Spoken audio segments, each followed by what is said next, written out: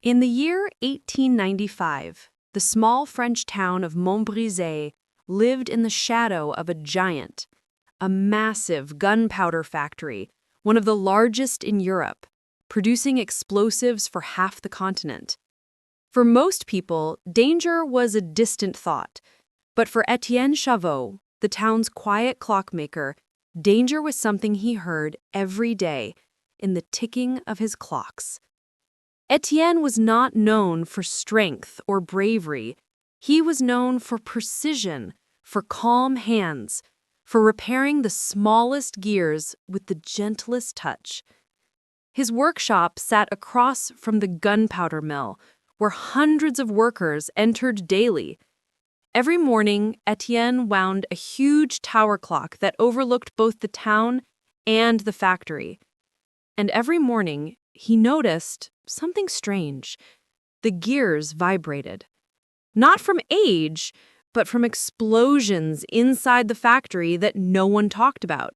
Small tremors, small fires, small mistakes, like whispers of a disaster waiting to happen. One afternoon, while repairing a delicate pocket watch, Etienne paused. The workshop shook, not from a distant controlled blast, but from something deeper. Then he heard a sound that froze his blood. Silence. The factory, normally full of clinging metal and shouting foremen, went completely still. Etienne rushed outside. A tower of black smoke was rising from the west wing of the mill. Workers were running out, some screaming, some coughing, some not moving at all. Inside that building was 30 tons of gunpowder. If it ignited, Montbrizet would be erased from the map. Fire crews arrived, but the foreman shouted, "We can't go in! The heat is too high!" Flames danced only meters away from sealed barrels of powder. Anyone who walked in would die. And then Etienne noticed something the others didn't. A giant pressure gauge on the outer wall. The needle was rising, fast. He knew what that meant. When that pressure chamber reached red, everything would detonate. In seconds, not minutes. Etienne dropped his tools and sprinted toward the burning building. Workers screamed at him. "Etienne, no! Come back! You'll die in there!" But he didn't stop, because he understood something crucial. The pressure system was linked to the factory's primary timing regulator, a machine built using clockwork mechanics, something he understood better than anyone. Inside the inferno, Etienne crawled under collapsed beams, shielding his face from the heat. He reached the regulator box. Its gears were melting. The mainspring was seconds from snapping. If it broke, pressure would spike, and Montbrizet would be nothing but ash. Etienne wrapped his shirt around his hand, grabbed a red-hot lever, and forced the timing valve open manually.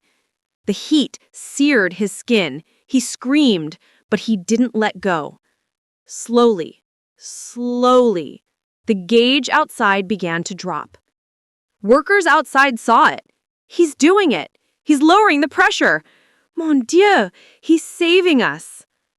Etienne held the valve open until the last buildup of pressure hissed away, and then, finally, his strength gave out. He collapsed to the floor. Fire crews reached him before the roof fell.